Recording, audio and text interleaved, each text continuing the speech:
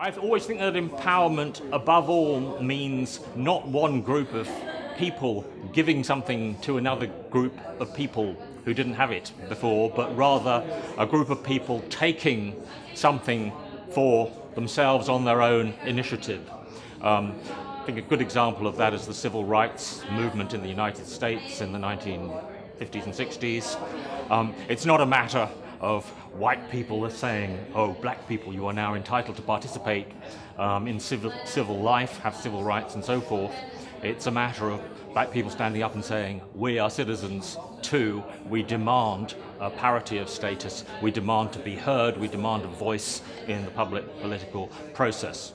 And I think that still holds true of excluded groups or underrepresented groups nowadays as well.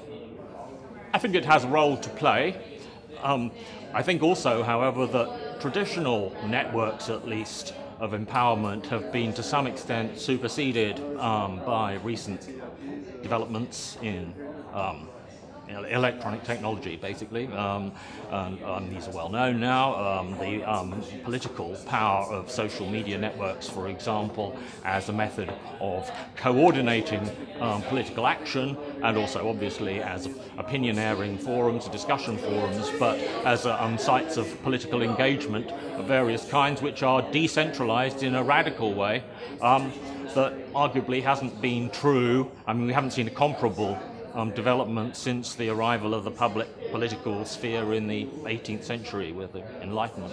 Young women remain strongly unrepresented in my view. I mean, this is a slightly incongruous thing for me to be saying as an older white male, but I do feel this strongly, perhaps partly because I have a daughter who's about to be 15, so a young woman now, and she has very decided opinions about all sorts of political questions and other questions, and the thought that purely on the basis of her gender that her opinions would be discounted, that they'd be less likely to be represented or taken seriously, is one that I think is appalling. And obviously big strides have been made in some areas with regard to the representation of women, as well as progress to some extent in the workplace, but I think that there's an awful lot of work that still remains to be done, quite frankly. I mean, I was interviewed for a job recently and there were 9 people on the interview panel and the only woman was the secretary. I think these are things that still need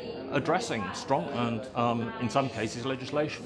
I think promoting democratic participation is important, but I think it's unlikely that it will take place through the traditional channels, which has been, at least in Western democracies, via organised party political organisations, well, principally, yes, and other organisations such as trade unions as well, of course. Again, new media has had a strong impact on that.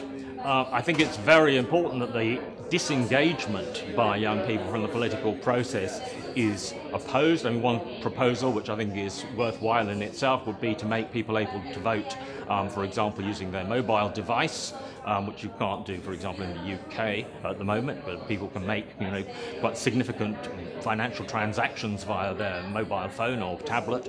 It seems to me not obvious why you couldn't extend that to voting as well. But I think we're in a fluid phase in politics in the coming period where there is active disaffection with traditional modes of and channels of participation, and that those are going to be replaced one way or another. The Occupy movement is obviously, and the Arab Spring are kind of precursors of this or harbingers of this.